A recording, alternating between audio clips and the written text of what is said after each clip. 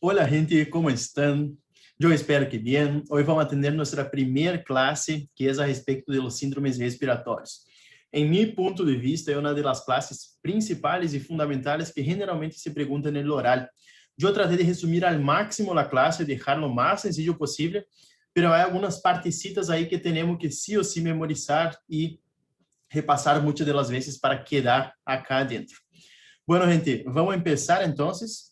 Sí, déjame yo solo buscar acá el Power y ahí vamos a empezar.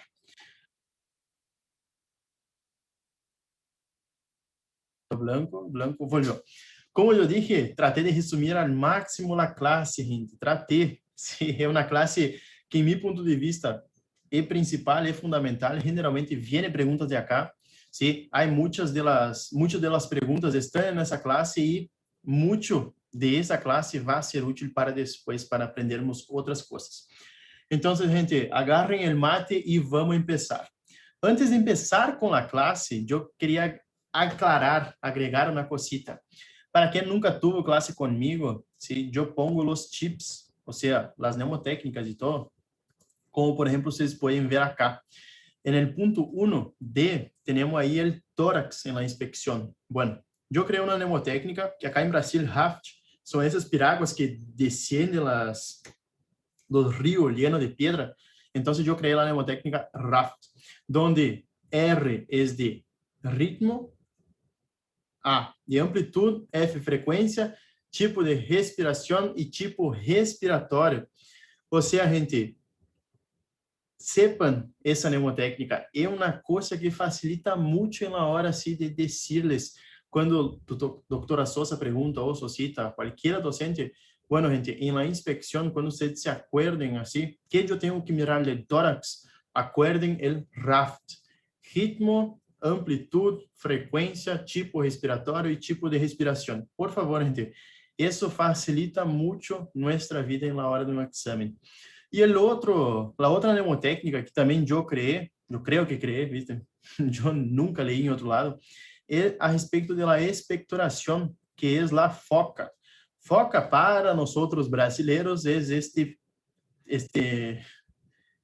como eu vou chamar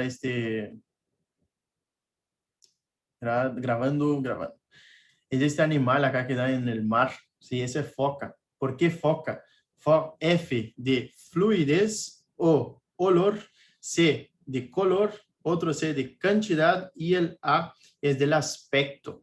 Todo eso es una mnemotécnica para ver a respecto de la expectoración. Eso solo nomás yo quería agregarles, ¿sí? Acuérdense otra cosita, cuando hay las estrellitas, ¿sí? Es porque ya fue pregunta o que generalmente se pregunta en el examen. Por exemplo, uma pergunta frequente de honorar. Guardem isso. Pergunta frequente de honorar é: qual é a diferença entre broncorrea e vômica? Sim, pergunta de honorar, gente. Então, sepan isso, porque é bem importante. Todas as estrellitas agarrem assim e leiam várias vezes, porque sí o sí já foi perguntado alguma vez. Bueno, gente, entonces vamos a empezar nuestra clase de hoy, que es a respecto de los síndromes pulmonares, ¿sí? Yo quiero antes preguntarles, quiero generar una duda a ustedes. ¿Cuál es la patología, tal cual como está escrito ahí, cuál es la patología de estas radiografías? Sí, tenemos 3 radiografías acá.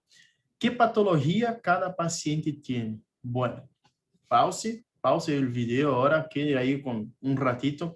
Gente, si no saben la patología, si no saben describir una radiografía, no hay problema, nosotros vamos a aprender hoy.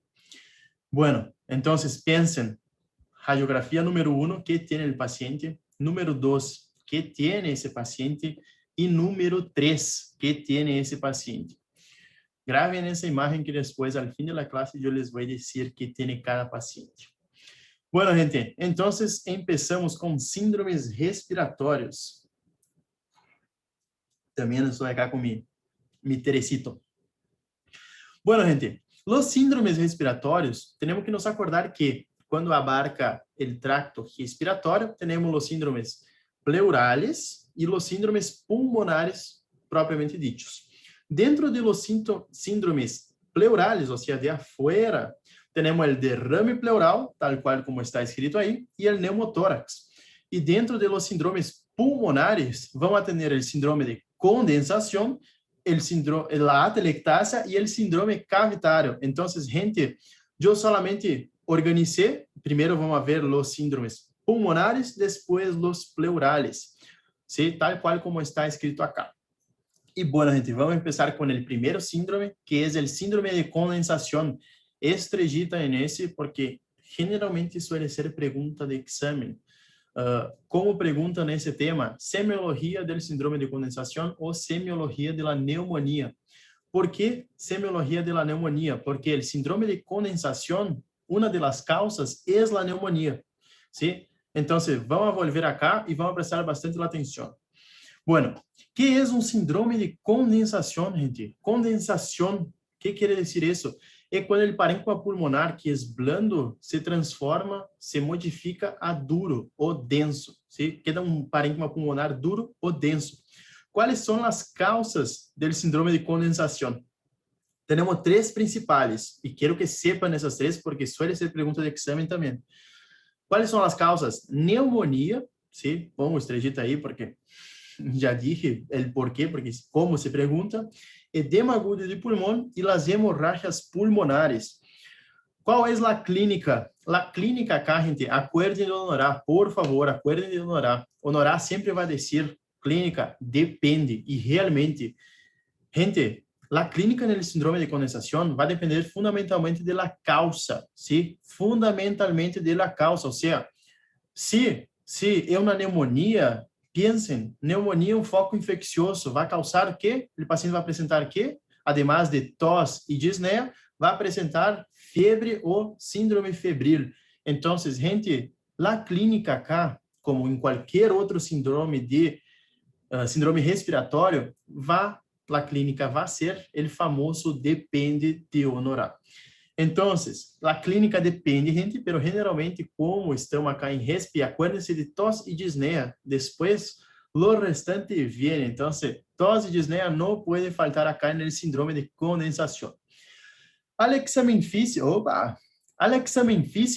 ¿sí? Yo solamente nombré ahí los tópicos, pero acuérdense del orden del examen físico.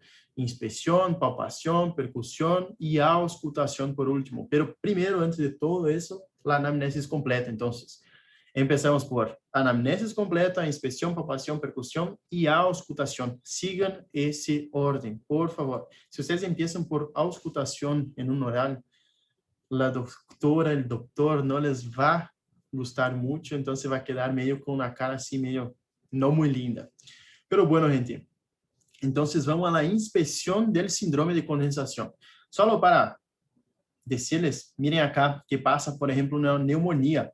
Básicamente, en la neumonía tenemos un foco infeccioso que altera el parênquima pulmonar y también va a generar muchas secreciones, ¿sí? Esas secreciones principalmente se acumulam en el alvéolo y eso hace con que, imaginen, tengo mi alvéolo acá, como ustedes pueden ver acá en el Power, tengo el alvéolo acá, entonces si yo tengo secreciones, el aire que está ingresando acá para hacer la hematosis no llega a la barrera que hace el intercambio gaseoso, que hace la hematosis, y entonces no llegando al capilar, no hace la hematosis. Sí, eso es muy, muy importante. En la neumonía vamos a ver que, por ejemplo, cuando tenemos un síndrome neumónico, ese paciente puede presentar, dependiendo de la gravedad, puede presentar una disminución de la presión arterial de oxígeno, pero eso dejamos para después. Entonces, gente, en el examen físico, en la inspección, acá, tanto en síndrome de condensación y en cualquier síndrome respiratório, acuérdense de semio, inspección, palpación, percusión, auscultación, y la inspección, gente, inspección, generalmente hay disminución de la amplitud del hemitórax afectado. ¿Sí? Disminución de la amplitud del hemitórax afectado. A la palpación, acuérdense que debemos palpar en el tórax. De arriba hacia abajo. A mí me gusta así. ¿Sí? Arriba, que tenemos que palpar? Cara no palpamos, pero hay una cosita acá que palpamos en el cuello, que es la tráquea. Acuérdense, puede ser bimanual o monomanual. Generalmente se utiliza la palpación bimanual de la tráquea. Pero acá, en ese caso, en el síndrome de condensación, la tráquea va a estar centralizada, o sea, no va a estar desviada a ningún lado. Bueno, después de la tráquea, ¿sí? ¿Qué nosotros vamos a palpar? Vamos a hacer la palpación de la expansión de bases, vértices, y también podemos hacer la expansión en la cara, en la porción, la cara. Sí, la cara no, la región anterior del tórax. Podemos hacer también qué va a haber en la expansión de bases, vértices y la porción anterior del tórax. Va a haber una disminución de la expansión del lado afectado. ¿Y qué va a haber? ¿Qué va a haber con las vibraciones vocales? Gente, ese es un punto muy, muy importante. Las vibraciones vocales van a estar aumentadas, ¿sí? Aumentadas. El síndrome de condensación es el único que da vibraciones vocales aumentadas. Obviamente, no va a estar aumentada en todo el pulmón, solamente en la zona condensada, ¿sí? A la percusión, como ustedes pueden ver ahí, siguiendo el orden, a la percusión nosotros vamos a tener columna sonora, la única patología que va a alterar la sonoridad de la columna, o sea, va a transformar en mate, va a ser en el derrame pleural. Pero acá, en el síndrome de condensación, tenemos columna sonora, y vamos a ver cuando percutimos el hemitórax afectado, vamos nos encontrar con matidez en la zona neumónica, o sea, en el bloco neumónico. A la auscultación, gente, é um ponto bem importante acá. Vamos ter diversos signos que generalmente suelen ser fáceis de nos acordar. Vamos ter soplo tubário, pectoriloquia áfona, pectoriloquia áfona. Egofonia pode apresentar e também estertores crepitantes. Quando eu rendi segunda era, me perguntou, segunda era, obviamente, não é primeira, pero me perguntou que são os estertores crepitantes. Miguel me hizo essa pergunta. Gente, estertores crepitantes, acuérdense, tenemos crepitantes secos y húmedos. Estertores húmedos y secos. Acá, en síndrome de condensación, generalmente se da un acúmulo de líquido adentro del alvéolo, tal cual como ustedes pueden ver acá. ¿Qué tipo de estertores ustedes creen que van a tener? Obviamente, va a ser estertores húmedos, ¿sí? Justamente porque el alvéolo está lleno de líquido. Entonces, los estertores que tenemos acá en el síndrome de condensación son estertores húmedos. No se olviden eso porque sí van a preguntar, gente. Por favor, eso parece pavada, pero pregunta. Y bueno, gente, ahora nos damos con nuestra primera radiografía del día. No la primera, sino que ya habíamos visto 3. Yo voy a hacer una cosa que yo sé que suele ser también mucha duda en diagnóstico por imagen. Yo voy a presentar la radiografía como generalmente se presenta. No sé si está 100% correcta. Cualquier cosa, ustedes me manden un mensajito ahí. Dijo algo mal, qué pasó y todo, pero bueno. Vamos a entrenar juntos entonces. Bueno, esta es una radiografía de tórax de frente, ¿sí? A mí me parece, está incompleta porque yo no veo acá el fin de la clavícula. La caja torácica, para mí, no presenta ninguna alteración. Acuérdense, cuando nosotros vamos a presentar una radiografía, acuérdense de siempre empezar por el radiografía de frente, de tórax de frente o de perfil. Y acuérdense también del continente después del contenido. O sea, primero hablamos de la caja torácica, después del contenido, que sería pulmones, mediastino, todo. Entonces, básicamente en la caja torácica yo no veo alteraciones, pero en el contenido, gente, miren acá, en el mitórax derecho, miren, tenemos una radioopacidad, ¿sí? En tercio medio y superior. ¿Por qué yo digo tercio y no lóbulo? Porque acuérdense, el tórax nosotros vamos a dividir en 3, tercio inferior, tercio medio y tercio superior. ¿Por qué no hablamos lóbulo? Sí, porque nosotros no tenemos acá la radiografía de perfil para delimitar dónde está la neumonía, ¿sí? Entonces, cuando estamos delante de una radiografía de frente solamente, tenemos que decir, hay una radioopacidad que no es homogénea, como ustedes pueden ver acá, es heterogénea, que abarca tercio medio y superior del hemitórax derecho. Acuérdense que es como si fuera el paciente está en nuestra frente. Entonces, es hemitórax derecho. Bueno, gente, hay radioopacidad acá, pero hay una cosita que yo quiero que ustedes miren, ¿sí? Es heterogénea, no es homogénea, ¿sí? Y miren otra cosita. Yo quiero que ustedes agarren, generalmente, se agarren un poquito más cerca de la periferia y miren. Bueno, ahora vamos a apagar las líneas y vamos a mirar. Mira acá. Bueno, ¿qué ustedes pueden mirar acá? Ustedes ven que hay como si fuera la división de los bronquios. Eso se da justamente porque en una neumonía, eso es el broncograma aéreo, ¿sí? El broncograma aéreo. Ese se da porque en la neumonía no es que llena los bronquios y bronquíolos, es que llena solamente los alvéolos, ¿sí? Eso es lo que pasa acá. No es solamente los alvéolos, pero lo que más llena son los alvéolos.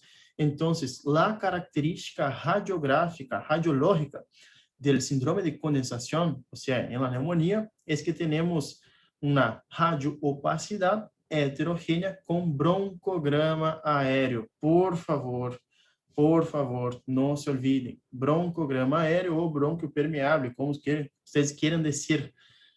Por favor, no se olviden de decir eso, porque eso es característico del síndrome de condensación. Acá tenemos otra radiografía con también, gente, síndrome de condensación, pero ese síndrome de condensación, miren, afectó una buena parte del hemitórax derecho, o sea, casi todo el pulmón derecho, y en el pulmón izquierdo afectó básicamente el tercio inferior del pulmón izquierdo. ¿Por qué yo sé que es un síndrome de condensación? Por cuenta del broncograma aéreo. Sí, gente, acuérdense eso, acuérdense eso. Ah, pero usted no puede decir acá que es una neumonía. No, gente, no digan que es neumonía. El diagnóstico de neumonía, si nos dan solamente una radiografía, así como ustedes están viendo, gente, no es neumonía. Para decir que es neumonía, sí o sí necesitamos de la clínica del paciente. Acuérdense eso, anoten, por favor. Diagnóstico de neumonía es clínico radiológico. Solamente con una radiografía no tenemos como decir si es neumonía o no. Entonces tenemos un síndrome de condensación solamente. Bueno, gente, finalizado el síndrome de condensación, sí, yo creo que no es difícil, para mí por lo menos, es uno de los síndromes más fáciles que hay, porque muchas de las veces asociamos con neumonía y ahí cuando volvemos a ver neumonía, volvemos a ver estas imagencitas ahí.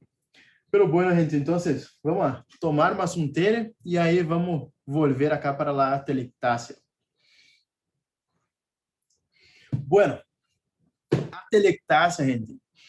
Atelectasia, hay un chip, no es una neumotécnica, sino que hay un chip. Atelectasia atrai, derrame desplaza. Pero atrai y desplaza ¿qué? La tráquea, gente, la tráquea. La tráquea se desplaza con el derrame y la atelectasia. Pero ¿cuál es la diferencia? El derrame, ustedes intenten imaginar que el derrame va a empujar, ¿sí? Y cuando tenemos una atelectasia, que es ausência de aire alveolar, es como si tracciona la tráquea para él, tracciona y entonces atrae esa tráquea. Entonces, atelectasia atrae, derrame desplaza. Bueno, ¿y cuál es la definición de atelectasia? Es básicamente ausência de aire alveolar, sea ella por una obstrucción intrínseca o extrínseca. Cuando yo digo intrínseca, me refiero a eso. Obstrucción intrínseca es cualquier patología que causa una obstrucción bronquial, sea ella un tumor, secreciones, aspiración de cuerpo extraño. Por ejemplo, en los niños, gente, suele ser frecuente cuando se aspira una moneda, no muy frecuente, pero puede pasar cuando se aspira una moneda, ¿sí? Si dan la suerte que no obstruya la tráquea, si obstruyen solamente un bronquio fuente o un bronquio, un bronquio, ¿sí? Y después tenemos la atelectasia, que es por compresión, o sea, en el caso de un derrame pleural, que ahí ya empieza, no de muy pequeña magnitud, pero cuando es de una magnitud mediana, cuando es un poquito mediano, podemos decir que hay una atelectasia compresiva por un derrame. ¿Por quê? Porque a telectasia é ausência de aire alveolar. Acuérdense de essa definição. Bueno, gente, entonces las causas de la obstrucción, ya dije algunas, pero podemos agregar. Entonces, obstrucción interna, tenemos moco, tenemos disminución de surfactante y tenemos cuerpo extraño. Y externa sería básicamente el derrame pleural y cuando tenemos adenopatías. Adenopatías también son externas. La clínica acá, presten bastante la atención, porque la clínica es, piensen en orar, depende, gente. Gravem depende en la mano, en la testa, acá, escriban cuantas veces quieran, porque cualquier pregunta en medicina, o la mayoría de las preguntas, se contestan con depende. Bueno, déjame yo ver si está gravando, porque a veces no sé qué pasa, a veces para de grabar, pero bueno. A telectasia, entonces, gente, ¿cuál es la clínica? Famoso depende. ¿Por qué depende? Depende de la gravedad, básicamente, ¿sí? Por ejemplo, si es una telectasia que afecta un bronquíolo, gente, é uma telectasia muy localizada que muchas de las veces el paciente ni va a presentar alguna sintomatología. Pero si, por ejemplo, es una telectasia que obstruya un bronco fuente, ahí sí, gente, el paciente viene en desesperación. Entonces, depende, gente, porque el paciente va a presentar, como yo dije, en RESP es disnea y tos principalmente. Y si obstruye la tráquea o el bronco fuente, piensen en insuficiencia respiratoria, ¿sí? Insuficiencia respiratoria. Entonces, gente, la clínica depende del nivel de la obstrucción. Cuanto más periférico sea la obstrucción, menor son los síntomas. Y cuanto más cerca de la tráquea y broncofuente es, mayor va a ser los síntomas. Y acuérdense, la sintomatología fundamentalmente va a ser por la insuficiencia respiratoria que ese paciente va a tener. Espera que está quedando frío acá.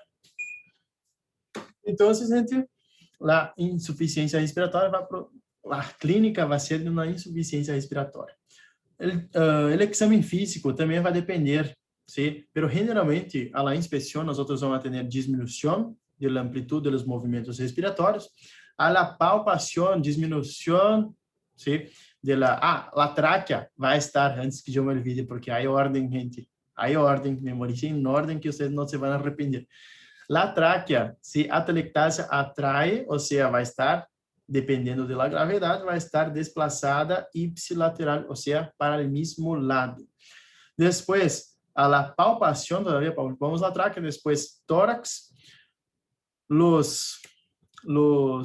las bases e vértices vão estar, a expansão de bases e vértices vai estar diminuída do lado afetado e as vibrações vocais vão estar também diminuídas.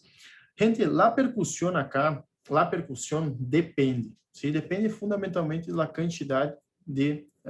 depende não. La columna vai ser sempre sonora, pero depende, ¿sí? La percussão vai depender, por exemplo, guardem uma coisa, quando é aire generalmente sube e líquido descende, ¿sí? Aire sube, líquido descende. Muitas das vezes, eu me olvidei antes de dizer, no, yo estoy confundiendo con neumotórax derrame. No, olvídense eso. Volvemos acá. Si a la percusión, gente, que ese paciente va a tener la percusión, va a tener columna sonora. Y puede haber también, acuérdense que a la percusión también vemos la excursión diafragmática. Del lado afectado, la excursión diafragmática va a estar disminuida, ¿sí? A la auscultación, gente, hay disminución del murmullo vesicular, hasta mismo puede haber ausencia, porque imaginen, no hay aire en el alvéolo, entonces no va a producir el murmullo vesicular y puede haber una disminución o abolición de la transmisión de la voz. Hay algunas palabritas que a veces, como yo tengo que traducir todo para hablar en español, entonces a veces quedan algunas palabritas ahí y yo medio que trabo. Entonces, gente, inspección, palpación, percusión y auscultación, ¿sí? Listo, atelectasia. Generalmente, a atelectasia, Honorá pregunta en sus TPs, ¿sí? Pregunta en los TPs. Pero en el examen, yo no me acuerdo que preguntó en el caso de atelectasia. Acá temos uma radiografia de um paciente com atelectasia. Como nós sabemos que esse paciente está com atelectasia e não é, por exemplo, um derrame pleural? Miren, gente. Bueno, radiografia de tórax, de frente, ¿sí? Está incompleta porque eu não vejo acá a articulação acromioclavicular. Pero basicamente vamos ao que interessa. Miren acá, ¿sí? E prestem bastante atenção. Que eu vejo de distinto nessa radiografia? Hemitórax esquerdo, ¿sí? Hay una radiopacidad en hemitórax izquierdo que es homogénea. Pero yo quiero que ustedes fíjense en una cosita acá, ¿sí? Bueno, seguramente, ¿sí? Ustedes están viendo que acá tenemos un tubo, como si fuera un tubo negro. ¿Qué es ese tubo? Ese tubo es la tráquea, ¿sí? La tráquea. Gente, la tráquea se desplaza ipsilateral a la atelectasia. O sea, ¿por qué acá no vemos negro? ¿Por qué en el hemitórax izquierdo no vemos negro? Porque no hay aire, ¿sí? La única cosita que puede haber aire es en la tráquea. Obviamente depende del lugar de la obstrucción, es en la tráquea. Entonces, miren, atelectasia atrae la tráquea. Entonces, la tráquea está desviada hacia el lado de la atelectasia. Si fuera todo eso, ¿sí? Si todo eso fuera un derrame pleural, gente, la tráquea estaría desviada hacia acá, ¿sí? Y no para donde está desviada. Bueno, ¿por qué en el hemitórax derecho yo tengo ese más negro de lo normal? Porque cuando tenemos una atelectasia que es muy grave, como por ejemplo esa, lo que pasa es lo siguiente. Acá, ¿sí? Acá, el pulmón contralateral intenta compensar. ¿Y cómo que el pulmón va a compensar el otro pulmón que no está funcionando? Expandiendo y retraindo más. O sea, acá tenemos un pulmón hiperinsuflado por cuenta que intenta compensar el otro pulmón que está afectado. Acá tenemos otra imagen, sí, otra radiografía de una atelectasia. Acá sí, hay las flechitas ahí marcando la tráquea. Pero básicamente yo quiero que ustedes presten mucha atención en eso. Gente, acá es un poquito más heterogéneo, ¿sí? Pero cuando nosotros tenemos como esa radiografía casi homogéneo, ¿sí? Puede ser diagnosticado como heterogéneo, puede, por cuenta de eso que está un poquito más negro. Pero, gente, radiografía donde yo tengo radio opacidad, ¿sí? En casi todo el hemitórax, o si eu tenho, por exemplo, radiopacidade em um lóbulo e eu não vejo o broncograma aéreo, e eu vejo a tráquea desplazada hacia o mesmo lado da afectação, eu tenho que sí o sí pensar em uma atelectasia. Miren acá, a mesma coisa, ¿sí? Hemitórax izquierdo del paciente afectado, ¿sí? Yo también confundo às vezes, gente, sou muito tranquilo. Sí, hemitórax izquierdo está afectado y acá podemos ver la tráquea del paciente desplazada hacia el mismo lado. Bueno, hasta acá yo creo que está todo bien, ¿sí? Entonces ahora vamos a pasar para el próximo síndrome, que es el síndrome cavitario. Gente, vamos a respirar un poquito, ¿sí? Desestresar. Si ustedes tienen alguna duda, por favor, me envíen un mensajito. Por favor, gente, no piensen 2 veces. Pregunten cualquier cosa por más pavada que ustedes creen que es. Entonces, me pregunten, gente. Yo no tengo ningún drama de contestarles. ¿Sí? Y ahora vamos a pasar al otro síndrome, que es el síndrome cavitario. En mi ver, síndrome de condensación y atelectasia, de los dos, ¿cuál es el que más se preguntó? Es el síndrome de condensación, justamente por la neumonía, que es una patología muy frecuente. Bueno, ahora vamos a pasar al próximo síndrome, que es el síndrome, todavía estamos en los síndromes respiratorios, síndrome cavitario, que es una cavidad. Sí, síndrome cavitario, en realidad, es cuando hay una cavidad en el tejido pulmonar. Hay formación de cavidades en el tejido pulmonar. Generalmente, lo que pasa es lo siguiente.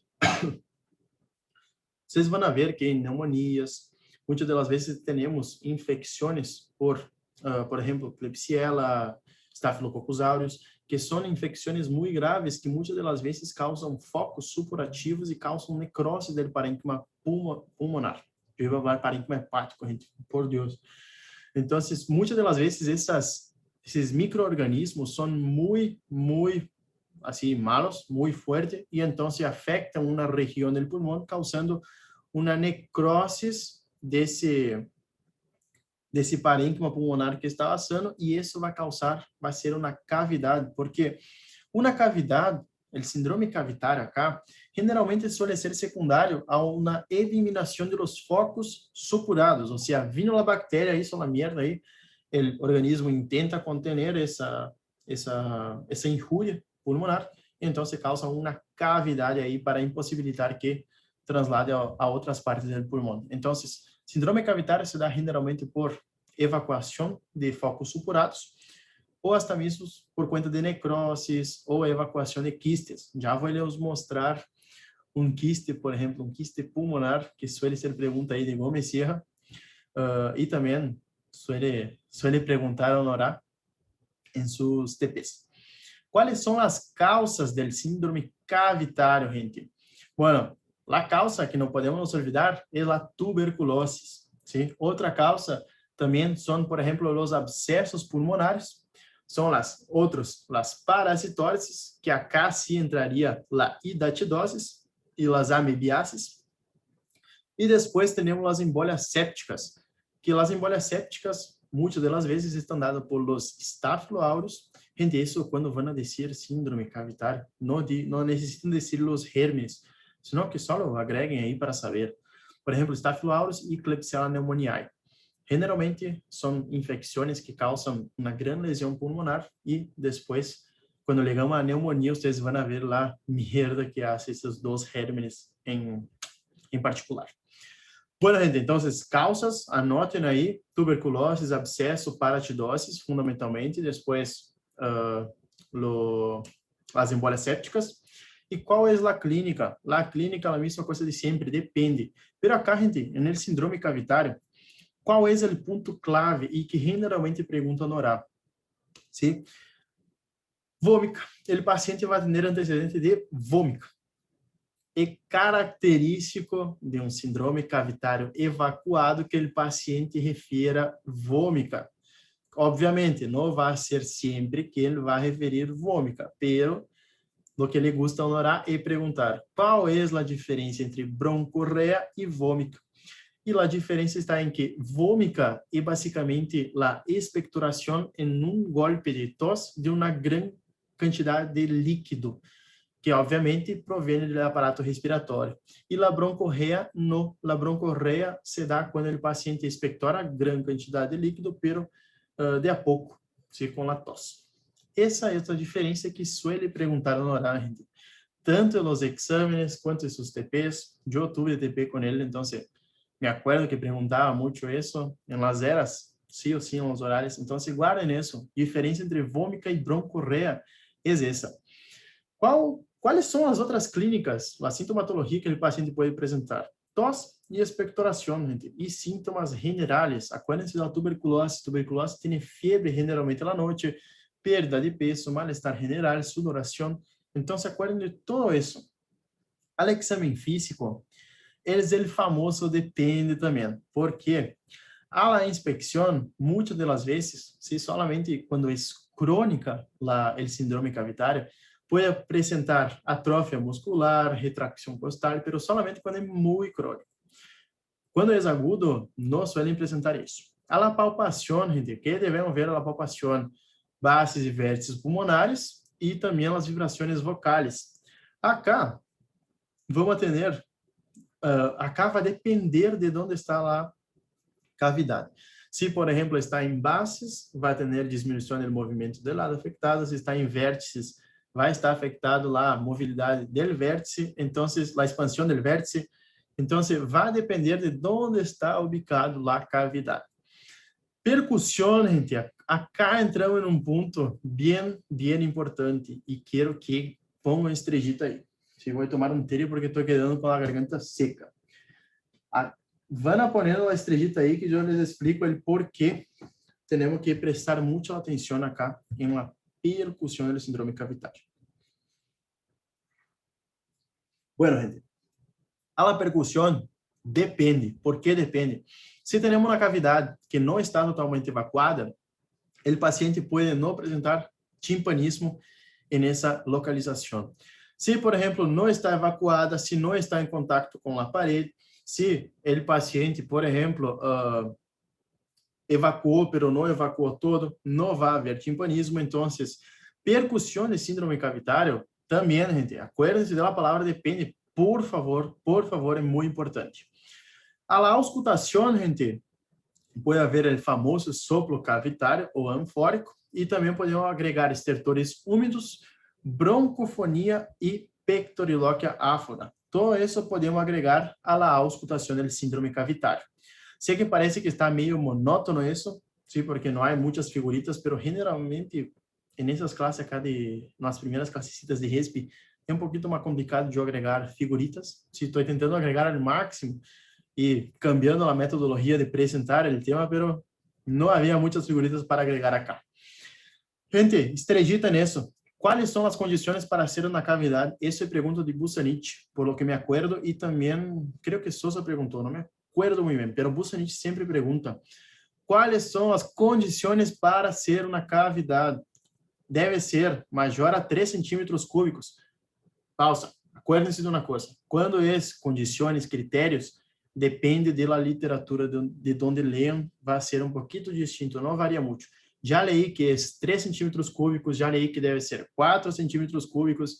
Então, gente, pongan de 3 a 4 centímetros cúbicos, não vai estar mal, ¿sí?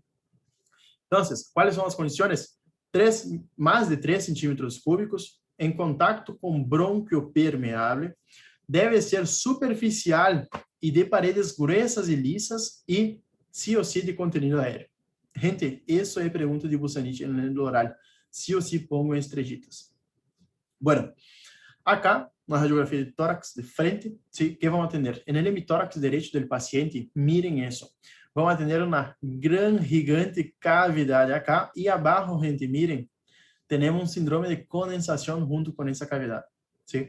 ¿Por qué es un síndrome de condensación? Porque yo veo el broncograma aéreo. Si yo no veo el broncograma, puede ser una atelectasia compresiva, ¿sí? Bueno, gente. Essa, então, é uma grande cavidade, sim? Está em contato com a parede, parece ser superficial. E, outra cosita, eles rodem muito com a sêmio, porque eu não sei se é porque nós vamos a trabalhar depois, generalmente, em lugares que são um pouco mais precários, que temos que sí ou sí saber sêmio, ou se les gusta muito que nós sepamos isso. Pero, gente, a sêmio acá é fundamental. ¿Sí? Memoricem a sêmio. Algunas cositas sí hay como pensar, pero la mayor parte, como ustedes pueden ver, es memorizando. ¿Sí? Síndrome cavitario, las características y memorización. No hay mucho que hacer. Cuando tenemos clasificaciones, ¿qué hay que hacer? Sí, bien eso que vos pensaste.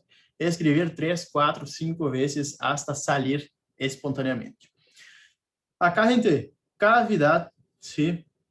Cavidad grande, por lo que está apareciendo ahí, porque miren, abarca 1/3, basicamente, del pulmón derecho del paciente. Para mí no es pequeño eso. Y miren eso de acá, ¿sí?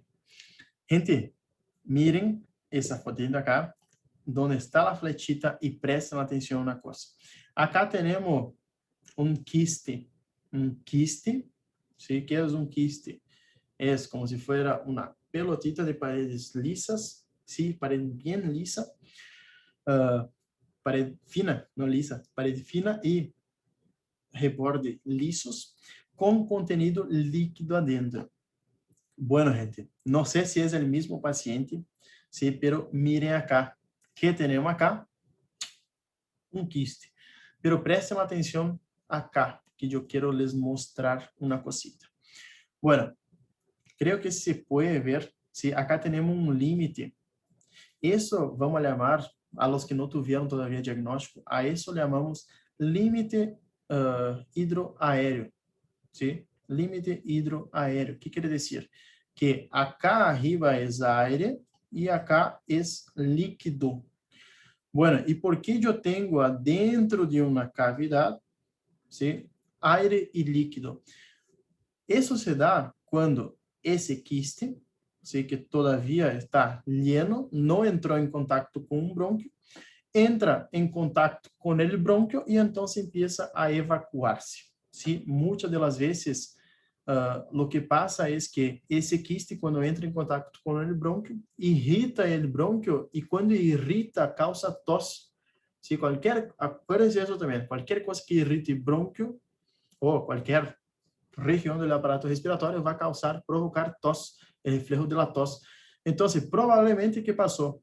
Ese bronquio, ese quiste ahí quedó por mucho tiempo creciendo, hasta que un momento llegó, entró en contacto con un bronquio, irritó el bronquio y empezó la tos, ¿sí?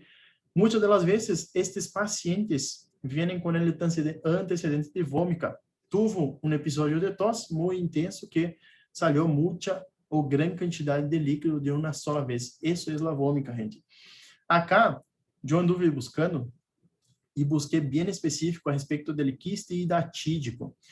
Esse é um caso, não sei se é a mesma radiografia, mas é um caso que vai apresentar Gomes Sierra e Honorá. Gente, quando há um quiste, ou um quiste já que começou a evacuar-se, muitas das vezes, quando é hidatídico, os pacientes vão referir la vômica e também o gusto. O gusto disso deve ser, por lo que dicen, una mierda, porque dicen que es un gusto muy salado, ¿sí? Y ahí sí nos hace pensar aún más en quiste hidatídico, porque la hidatidosis da el líquido, la supuración, tiene un gusto muy salado. Bueno, gente, ahora dejamos de hablar a respeito de cavidades, ¿sí? Lo que yo quiero que ustedes presten bastante atención, que cuando Honorá o Gomes Sierra, muchas de las veces van a presentar esses casitos así, apresentando como quistes ou como quiste já evacuado com límite hidroaéreo. Acuérdense do que eu falei. Quando há límite, quer dizer que entrou em contato, que esse quiste entrou em contato com o brônquio, causou uma irritação aí del brônquio, porque qualquer coisa distinta causa tos, ¿sí? Então, causou uma irritação, tos, e aí começou a evacuar-se este quiste. E o gosto del quiste hidatídico é muito salado. Bueno, gente, vamos, más un terecito, ¿sí? Un vasito de té acá. E vamos a derrame pleural. Por favor, perguntou em mi final derrame pleural. Gente, por favor, sepam derrame pleural. Vá perguntar? Vá. Sí ou sí, alguém de vocês que estão vendo na classe, vá perguntar derrame pleural, gente. Isso podem escrever. Porque uma pergunta é uma patologia muito frequente, sim, porque as causas são diversas causas e também devemos saber como, que fazer com esse paciente, como diagnosticar tanto semiologicamente quanto por radiografia. Então, eu tratei de resumir ao máximo. Derrame pleural, há muita coisa que falar. Essa classe há muita coisa que falar. Então, eu resumi ao máximo para que vocês possam prestar solamente atenção no que necessitamos.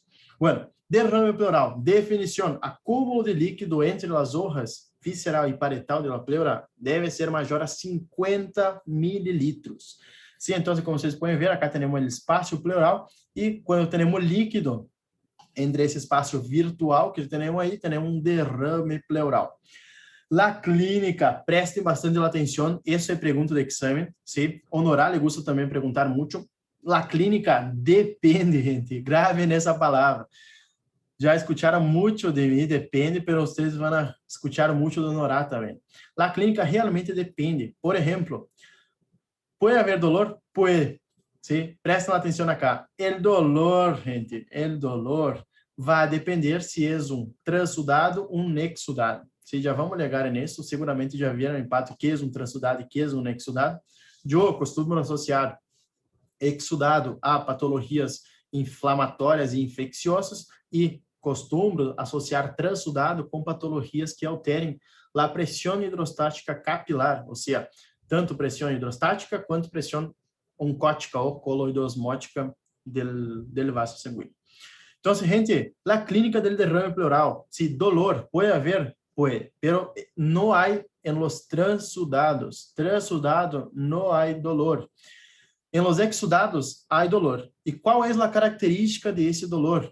Que generalmente es un dolor en puntada de costado, ¿sí? ¿Qué es esse dolor em puntada de costado, gente? Les explico.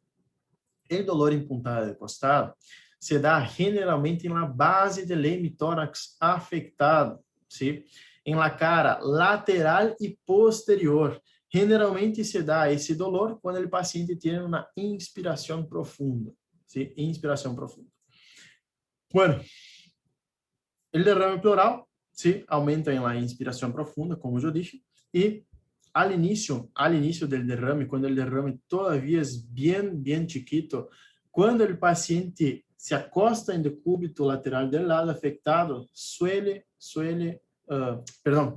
cuando se acosta del otro lado, ¿sí? Del lado no afectado, suele cesar. Pero cuando el paciente está con un derrame pleural muy grande, ¿qué pasa? El paciente prefiere acostar del lado que tiene el derrame, justamente porque si se acuesta del lado que tiene el derrame, el otro hemitórax, el otro pulmón puede expandir más. Por eso que se acuesta del lado afectado, para el otro pulmón compensar ese pulmón afectado. Entonces, dolor, gente, en puntada de costado, exudado y transudado es ausente. Pregunta de Honorato también. Gente, outra cosita, disneia. Disneia depende da gravidade, do tamanho do derrame pleural. Se, por exemplo, acuérdense isso, porque vai perguntar, Sousa me perguntou essa semifinal.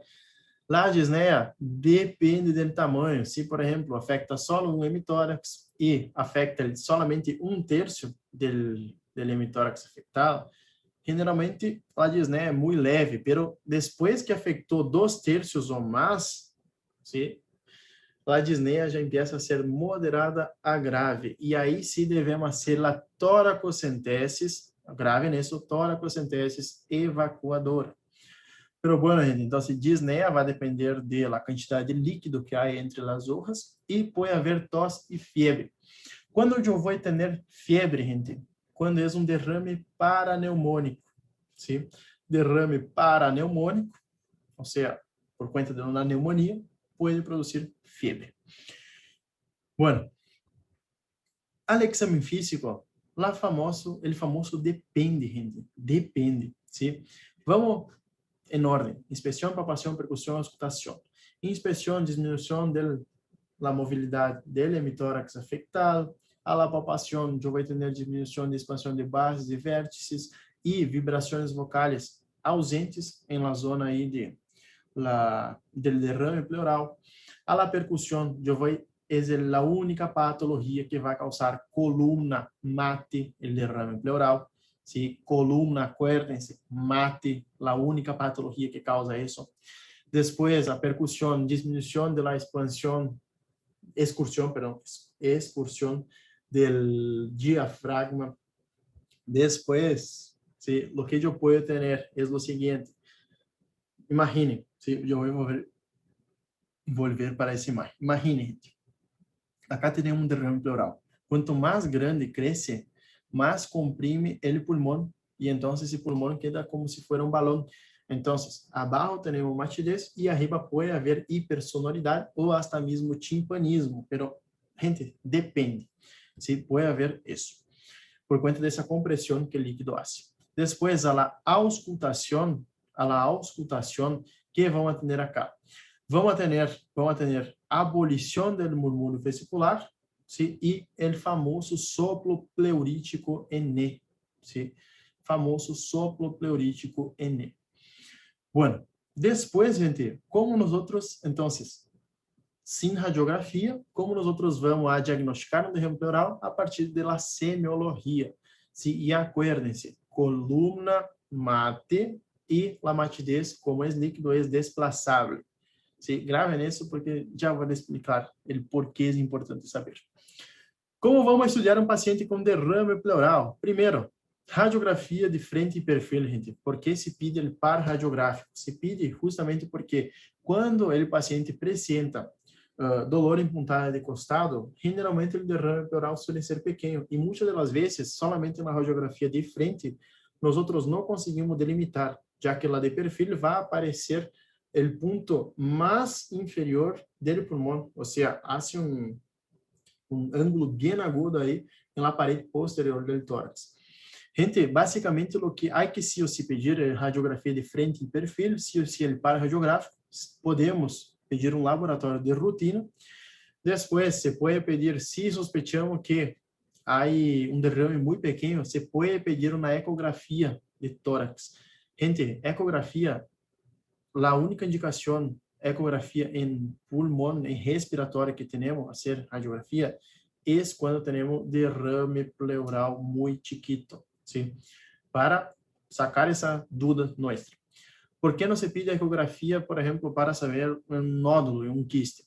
Porque basicamente só sirve para guiar, obviamente, a punção, pero a ecografia para diagnóstico é a única indicação acá em RESP, se somente quando ele derrame pleural é muito pequeno.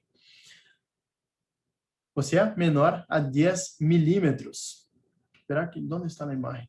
E depois, nós podemos fazer a toracocentesis. Bueno, toracocentesis foi o que me perguntou em mi final. ¿Sí? Anoten isso, porque não perguntou solamente a mim. A hora que estão tomando, todavía hoje é 22, estão tomando finais, orales de los finales, e estão perguntando muito. Grave isso, gente. Toracocentesis, eu estou quedando sem voz. Toracocentesis vão ter a diagnóstica e a terapêutica. ¿Sí? Diagnóstica é basicamente para diagnosticar se é um transudado ou um exudado. E a terapêutica é para alívio de los síntomas. Bueno, a toracocentesis eu hago quando o derrame pleural é muito grande e não se resolve com fármacos, ou seja, com a furosemida, diuréticos. Qual é a diferença? Se, por exemplo, se eu tenho um derrame pleural que é um exudado, ele não vai sair com diuréticos. Pero um transudado com furosemida, eu consigo evacuar esse derrame pleural. Bueno, gente, les explico. ¿Sí? La toracocentesis, ¿qué pregunta de toracocentesis? ¿Sí? ¿Cómo se hace? ¿Cuándo se hace, perdón? ¿Y dónde se punza? Bueno, eso es pregunta del oral y grave. Quando se hace? Se hace quando o paciente está muito sintomático ou quando eu necessito saber se é um transudado ou um exudado. Se eu suspeito que o paciente, se o paciente não tem febre, não tem dolor, solamente apresenta disneia e tem uma radiografia com derrame pleural, aí eu penso, esse pode ter uma insuficiência cardíaca, então se eu trato com furosemida esse paciente. Se não, e generalmente, gente, acuérdense uma cosita, se é hepático, ou seja, se é por uma cirrose, se é por uma insuficiência renal, ou seja, um síndrome nefrótico, onde diminui as proteínas do plasma, se é por uma insuficiência cardíaca, que quando eu tenho um aumento da pressão hidrostática capilar, que extravasa líquido, generalmente suele ser bilateral. Transudado, grave nisso, por favor. Transudado, generalmente bilateral. Exudado, unilateral, e o paciente apresenta mais algum outro síntoma. Además da disneia, fiebre, ¿sí? Fiebre. Então, gente, voltando para cá, quando eu hago toracocentesis, ¿sí? Quando eu hago, fundamentalmente, quando o paciente tenha muitos sintomas, ou seja, que o derrame pleural já afetou mais de 2/3 do pulmão, e também quando eu necessito saber se é um transudado ou se é um exudado. Paciente tem febre, um derrame pleural unilateral, gente, há que punçar sí ou sí. Bueno, ¿dónde se punza? Isso perguntou em mi final, ¿sí? ¿Dónde se punza? E como se hace? Qual é a técnica? Bueno, paciente acostado, muitas das vezes se pode utilizar a silla, ¿sí? Viramos assim, a silla, o paciente senta com o pecho acá, com a parte de trás da silla, e deixa a parede posterior do tórax desnuda. ¿Sí? Pedimos para que o paciente apoie ou cruce os braços por delante e apoie sobre qualquer mesa ou até mesmo em la silla, para que as escápulas se abram, ¿sí? E o que nós vamos fazer é punçar, ¿sí? Nós vamos a punçar en la línea axilar posterior. ¿Sí? Se punza en la línea axilar posterior. Anoten essa merda dessa linha porque va a preguntar la línea, gente. Pregunta la línea. Bueno, sí, pero se punza en cualquier espacio intercostal? No. ¿Qué nosotros vamos a hacer? Por percusión delimitamos el derrame pleural, el nivel del derrame pleural. Bueno, mate, mate, mate, sonoro. Ah, imaginen que la sonoridad apareció en el tercer espacio intercostal derecho. ¿Sí? Nosotros percutimos mate, ¿sí? Tercer espacio intercostal, sonoridad, cuarto mate. En el quinto espacio intercostal, gente, ahí es donde ustedes van a punzar. O sea, sonoridad, dos espacios intercostales abajo, yo punzo. ¿Sí? Graben eso porque eso fue mi pregunta de examen. Después yo paso también la otra pregunta que me preguntó a respecto del derrame pleural. Bueno, entonces, gente, cuando yo hago y dónde se punza la línea, sí o sí hay que saber. ¿Sí? Bueno, imaginen eso. ¿Sí? Viene el paciente y nosotros pedimos una radiografía. El paciente está con disnea y tos y fiebre. Viene con una radiografía con eso. ¿Sí? Eso es un derrame pleural. Es una radioopacidad homogénea que hace signo de la silueta con el corazón y con la pared torácica. Ustedes ya van a aprender qué es el signo de la silueta. Y básicamente, cuando signo de la silueta es cuando yo no consigo delimitar qué es corazón, qué es líquido, ¿sí? Entonces, es un derrame pleural que afecta un tercio, ¿sí? Afecta solamente el tercio inferior del pulmón izquierdo. Acá, en la radiografía de lado, sí, tenemos también el hemitórax izquierdo, pero presten atención, acá ya afectó 2/3 del hemitórax izquierdo, con signo de la silueta, no hay broncograma aéreo, entonces eso sí o sí es un derrame pleural. Gente, ¿en cuál de los pacientes ustedes creen que yo tengo que punzar? ¿Sí? ¿Cuál? Bueno, les digo, acá no se puede ver, pausen, pausen y piensen, pero solamente aclarando una cosa, acá no se puede ver el seno costofrénico del lado derecho, ¿sí? Acá no, tampoco se ve porque está borrado el seno costofrénico. Seno costofrénico es un ángulo que se hace con el diafragma, con la caja torácica, y entonces nosotros utilizamos para evaluar si hay líquido ahí o no. Entonces, borramento del seno costofrénico, ¿sí? Radioopacidad homogénea, gente, ojo que puede ser líquido.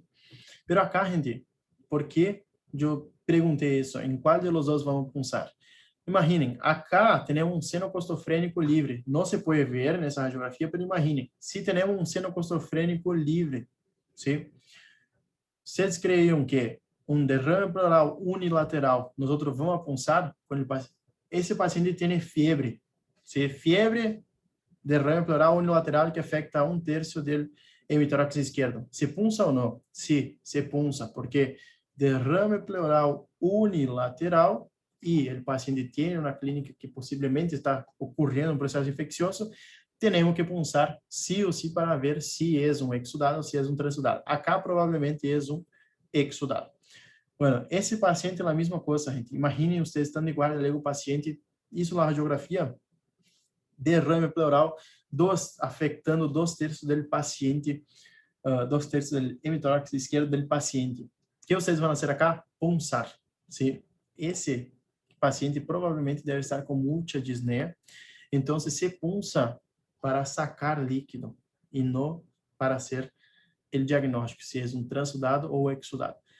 Gente, isso só para aclarar, pero acá provavelmente, se não temos a clínica, não temos a clínica, pero miren, acá temos o seno costofrénico, para derecho, está limpio, ¿sí? Se pode ver o ângulo acá, pero acá tenemos un derrame pleural unilateral. Acá sí, gente, es indicación tanto para la evacuación cuanto para hacer diagnóstico, porque es unilateral. Acuérdense, cuando es transudado, es bilateral la mayoría de las veces y exudado solo un lado. Y acá tenemos una ecografía, ¿sí? De derrame pleural. En esas flechitas acá, ustedes pueden ver que vamos a tener el líquido acá entre el hígado y el pulmón. Essa linhacita acá es el derrame, muy, muy pequeño. Acá, gente, por favor, no se punza, porque hay mucho riesgo de producir, de perforar el pulmón. Entonces, derrame pleural muy pequeño no se punza ni para saber si es exudado o transudado. Bueno, seguimos. Cuando punzamos, ¿sí? ¿Qué debemos ver cuando punzamos ese paciente? El paciente viene con derrame pleural, hacemos a toracocentesis. Que es importante acá, mirar el aspecto del líquido. Si es un líquido claro, nosotros ya tenemos que sospechar que es un transudado. Si es un líquido turbio o sanguinolento, tal cual como está escrito acá, gente, tenemos que sospechar de un exudado. Dejo los criterios para que ustedes lean, ¿sí? Y escriban muchas veces. Eso me preguntó en mi final. Critérios de Light. ¿Sí? Entonces, sí o sí, gente, sepan. Pregunta mucho en el oral de la era los criterios de Light. Entonces, sepan los criterios y quiero que ustedes agarren acá las causas, tanto de transudado quanto de exudado. Gente, no necesitan saber todas. Sepan por lo menos 5. ¿Sí? 5 causas de cada uno de transudado ou de exudado já é o suficiente. Não vou perder muito tempo acá, não vai quedar muito acá, porque senão o tempo está correndo contra nós. Bueno, ojo en eso, ¿sí? Ante un derrame serosanguinolento, siempre debemos descartar las 3 T. TEP, tumor y trauma. TEP, tumor y trauma, gente. Ojo con eso. Y el empiema, ¿sí? Suele ser pregunta de examen. Debemos hacer diagnóstico diferencial con el exudado, porque el empiema básicamente es pus. ¿Sí? Nosotros debemos pedir 2 estudios a más en ese líquido, que es el pH y la glucosa, ¿sí? pH y cultivo. Bueno, en el empiema vamos a tener pus, ¿sí? El pH va a estar menos de 7,2. Hay algunas guías que dicen 7,15, creo, pero no está mal, ¿sí? No está mal, 7,15, 7,2, no está mal. Glucosa, menos de 30, porque si yo tengo empiema, yo tengo mucha bacteria ahí. Entonces, esas bacterias se alimentan de glucosa. E bactérias positivas. En el empiema, gente, ¿por qué yo tengo que hacer diagnóstico diferencial con exudado? Porque en el empiema no va a curar con antibiótico. El exudado sí cura, pero por neumonía, pero el empiema no cura con antibiótico. Tenemos que drenar. Bueno, ahora les presento una cosita que preguntó a mí en mi final, ¿sí? Y también preguntó ahora na final y preguntó el año pasado, no, en el otro año, preguntó bastante respecto de eso, pero ellos no dan, ¿sí? No dan ese tema. Derrame pleural neoplásico. Prestem atención acá porque eso es pregunta de examen, por favor. Quando temos um derrame pleural neoplásico, ¿sí? Temos que saber que é a causa mais frequente de derrame serosanguinolento e a segunda causa mais frequente de exudado. Derrame neoplásico é a causa mais frequente de derrame serosanguinolento e a segunda causa mais frequente de exudado. O tratamento é basicamente tratar o câncer, se ressecar, e se hace o tratamento se o derrame pleural causa uma disnea intensa, aí temos que fazer a evacuação. ¿Sí? Bueno, ojo con eso. Si el paciente necesita de múltiples toracocentesis, o sea, hicimos la toracocentesis evacuadora hoy, dentro de 72 horas el paciente vuelve con disnea y con líquido, con derrame pleural, gente, es indicación de hacer la pleurodesis química, ¿sí? Que se hace con talco o bleomicina intraquirúrgicamente, si no me falla la memoria, se hace intraquirúrgicamente. Entonces, sí, creo que sí, Henry. Derrame neoplásico, derrame pleural neoplásico, sepan que se trata con pleurodesis química, con talco o bleomicina. Eso preguntó en mi final, pongo estrellita en eso. Y ellos no dan eso, gente. No dan el tratamiento, simplemente tienen que buscar. Y pregunta en sí. Bueno, gente, vamos a tomar más un té de acá, ¿sí? Quédense tranquilos. Yo creo que la clase va a ser bien útil a todos ustedes. Parece bastante cosa, pero gente, no es. Generalmente ustedes van a ver que es inspección, palpación, percusión, escutación, básicamente. Hay algunas características que hay que saber y otras no. Entonces vamos al próximo tema, al próximo síndrome pulmonar, que es el neumotórax, síndrome pleural, perdón. Vamos a respirar un poquito, vamos a despejar, relajar, ¿sí? Si ustedes tienen cualquier duda, pausen el video, vuelvan, miren, de vuelta, no pasen al próximo tema sin por lo menos tener una base, gente. Otra cosita, acuérdense de hacer los repasos, ¿sí? Probablemente ustedes van a escuchar el martes a la mañana, escuchan la clase, completen sus PDFs. A la noche hagan el repaso, miércoles de vuelta a repaso, estudian otra clase, repaso, siempre así, gente, por favor. Es muy poco contenido esa primera era, entonces pido que, si ustedes quieren aprobar, sigan mis consejos. Bueno, gente, vamos al neumotórax. ¿Qué es neumotórax? Neumotórax es cuando tenemos aire, ¿sí? Presencia de aire a la cavidad pleural. Bueno, otra cosita que pregunto que también no dan a nosotras son los grados de neumotórax, porque el tratamiento va a depender del grado del neumotórax. ¿Qué pasa? Adentro de nuestro tórax tenemos presión negativa. Esa presión negativa justamente se da para que la presión está menor que en el aire ambiente, entonces sea más fácil de inspirar, de entrar el aire por la vía aérea superior y llegar al alvéolo para hacer la hematosis. Pero básicamente, como tenemos presión negativa, si pinchamos ahí, si rompemos la pleura y hacemos un contacto directo con el exterior, se pierde esa presión negativa, ingresa mucho aire, tal cual como ustedes pueden ver acá en ese GIF, está ingresando aire y eso hace una compresión en el pulmón. Y eso vamos a llamar de neumotórax. Es aire en la cavidad pleural que puede comprimir el pulmón. Listo.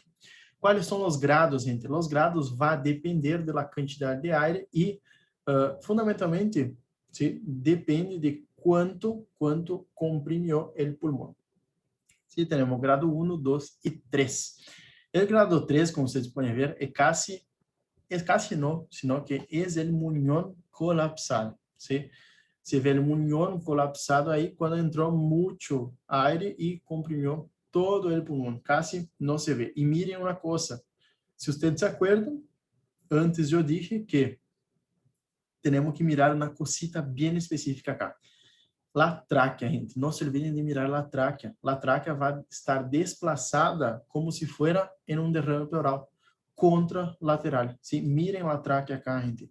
¿Tá? El aire empurra la tráquea para el otro lado. Entonces, la tráquea, cuando hacemos la palpación, ¿sí? Cuando hacemos la palpación, va a estar desplazada para el lado contralateral de la afectación. Bueno, grado 1, 2 y 3. Grado 1 es cuando generalmente, gente, aire sube, ¿sí? Generalmente va a estar en esa región acá, en el tercio superior del hemitórax afectado. Grado 2, acá ya podemos ver el pulmón, ¿sí? La curvita del pulmón acá.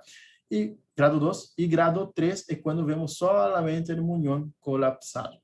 ¿Sí? Grado 1, 2 y 3 de neumotórax. Bueno, ¿y cuáles son los tipos y las causas de neumotórax? Tenemos 4 tipos, ¿sí? Agarren una flechita acá, es bien importante. Neumotórax espontâneo primario, secundario, el traumático y el iatrogénico. Empezamos por el primero. El neumotórax espontâneo primário é basicamente quando o paciente é sano, generalmente são pacientes jovens, pero que têm bolhas enfisematosas. Generalmente são pacientes muito altos, ¿sí? Esses pacientes podem ter uma ruptura espontânea de essas bolhas e então se causar um neumotórax primário. Generalmente são pacientes fumadores e altos e jovens. Neumotórax espontâneo secundário, gente. Acá, secundário a algo. Acá o paciente vai ter alguma patologia, alguma enfermidade base, como, por exemplo, EPOC, pode ter pneumonia, asma, fibrose quística, um câncer hasta mesmo pode ter. Então, esse paciente, acuérdense outra coisa, secundário também pode aparecer neumotórax por sarcoidose. Sarcoidose é uma patologia que les gusta perguntar muito, Miguel, ¿sí? Por ejemplo, en mi oral en 2019 fue sarcoidosis, me preguntó en mi oral de primera era. Bueno, gente, entonces, neumotórax espontâneo secundário a algo, neumotórax traumático, herida pulsante, puede ser bala, o sea, tiro, puede ser, ¿qué más? Herida pulsante, bala, tiro, no, iatrogénico, no, iba a hablar ya algo, pero, gente, todo, traumático quando tem um acidente de auto, ¿sí? Rompe a costilla, o paciente, por isso que se diz para o paciente não mover, porque quando quebra, rompe a costilla, muitas das vezes queda uma punta bem filante e aí se perfora o pulmão e aí causa um pneumotórax traumático, ¿sí? Quando luego ocorre um acidente de auto. Bueno, gente, estou quedando casi sem voz, por suerte já estamos terminando. Pneumotórax iatrogênico, todo aquele, por exemplo, quando vamos fazer uma toracocentesis, os buços, se Honorá pode perguntar isso, já vi perguntar uma vez em su TP, os buços quando estão abaixo da água, 10, 15 metros, tienen que volver de a poco para no causar la famosa descompresión. Descompresión es cuando el nitrógeno que está en la sangre sí está en estado líquido y cuando descomprimimos de manera muy rápida, ese nitrógeno que está en líquido se transforma gaseoso y entonces eso va a causar embolias gaseosas y eso va a causar TEP, ACV, infarto agudo del miocardio. Entonces depende, gente, pero puede causar en los buços un TEP, un tromboembolismo pulmonar, por cuenta de el nitrógeno que se transformó en aire, en estado gaseoso. Bueno, la clínica, gente. Acá tenemos, como ustedes pueden ver, sí, tenemos la perforación de la pleura, como tiene una presión negativa, como si estuviera llamando el aire para entrar hacia adentro, entonces produce la compresión del pulmón. La clínica, gente, la clínica es famoso depende, pero generalmente presenta tos, dolor, disnea, puede hasta mismo, dependiendo si es un grado 3, produce shock. ¿Por qué en el grado 3 produce shock? Imaginen, gente, el mediastino no está fijo a ninguna estructura y no tiene ninguna estructura densa, como por ejemplo un hueso ahí para sostener el mediastino. Entonces, cualquier cosa que empuja el mediastino. Y acuérdense, en el mediastino tenemos vasos muy importantes. Ven acá, inferior, superior y la aorta. Son vasos, gente. ¿Qué pasa si son vasos y si están rectos y se entortan? Causa una isquemia, no pasa más sangre acá, entonces está hecho a la mierda, ¿sí? Puede causar un neumotórax, atención, con un shock cardiogénico. Cardiogénico, no, shock obstrutivo, ¿sí? En segunda era nosotros vamos a ver shock. Entonces, quédense tranquilos, pero puede causar un shock. Bueno, clínica, exame físico, depende también. Inspección, disminución de los movimientos respiratorios, palpación, disminución de la expansión de bases y vértices, no hay vibraciones vocales o están disminuidas. A la percusión hay hipersonoridad o hasta mismo timpanismo, si es un pneumotórax grado 3, y a la auscultación vamos a tener disminución o abolición de los murmúrios vesiculares y el famoso soplo anfórico. Esse soplo anfórico tem uma tonalidade metálica, gente, pero solamente aparece quando há um pneumotórax hipertensivo. Como vamos estudar esse paciente? Radiografia de frente e perfil. E agora quero que vocês agreguem uma estrellita, porque generalmente pergunta honorário. Qual é o tratamento, gente? Tratamento depende, de novo, depende, a palavrita depende. Segundo a gravidade, vai ser repouso e oxígeno, aspiração contínua e hasta mesmo, se necessário, cirurgia. Generalmente, quando é para final, não suelen perguntar isso, mas para a era, suelen perguntar. Pneumotórax pequeno, prestem atenção acá e anotem, se hace observação e se dá oxígeno suplementar. Se diz que o oxígeno pode aumentar em hasta 4 a 6 vezes a velocidade de reabsorção desse pneumotórax. Quando o paciente tem um pneumotórax muito grande, se pode fazer uma aspiração manual, se põe uma aguja e se aspira, ou, o que ele gusta perguntar, honorar, é o famoso el drenaje em selho de água. Drenaje em selho de água. Se põe em um aparatito, ¿sí? Esse tubo se põe no paciente e o aparatito faz basicamente todo, ¿sí? Drena. Hay una succión acá que va drenando el aire del paciente. Gente, pregunta de honorar eso. Si es un pneumotórax grande, acuérdense de tubo de drenaje en sello de agua. Bueno, acá tenemos un neumotórax, ¿sí? Yo pensé que iba a ser un poquito más corta la clase. Yo traté de resumir al máximo y eso es lo más importante, gente. Sí o sí sepan eso. Para un oral, está lindo saber todo eso. Es una clase de las más importantes porque muchas de las patologías que nosotros vamos a ver después tienen relación con eso. Entonces, sepan esa clase sí o sí. E acá vamos a ver uma radiografia de neumotórax. Como vocês podem ver acá, temos uma linha, ¿sí? Que essa linhacita, gente, prestem atenção. Isso de acá que eu marquei é o pulmão do paciente.